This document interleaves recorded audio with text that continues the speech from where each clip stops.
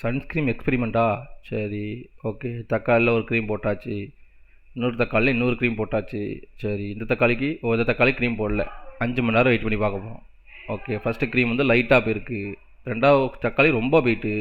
3வது எப்படிப்பா அது எப்படிப்பா அந்த தக்காளி அவ்வளோ பெருசாக இருக்குது? அதை நம்ம செக் பண்ணுறோம் சரிங்களா கைஸ். அதனால சன்ஸ்க்ரீம் நான் வாங்கிட்டேன். இந்த சன்ஸ்க்ரீம் நேம் என்ன, சன்ஸ்க்ரூப்போட நியாசினமேட் ஃப்ளூயிட் சன்ஸ்க்ரீம் சரிங்களா. ஆனால் இந்த சன்ஸ்க்ரீம் வந்து நான் வந்து தக்காளியை செக் பண்ண போதில்லை, என் ஃபேஸில் செக் பண்ண போகிறேன். ஏன்னா இதில் எனக்கு ரொம்ப பிடிச்சது அது வந்து ரொம்ப ஃப்ளூயிடாக இருந்துச்சு. இல்லை வேணால் பாருங்களேன், அது அப்படி ஒழுகுது. ஸோ வந்து இதை வந்து நம்ம ஃபேஸில் போட்டோன்னு வைங்களேன், அந்த சன்ஸ்க்ரீம் போட்ட ஃபீலே நமக்கு இல்லை.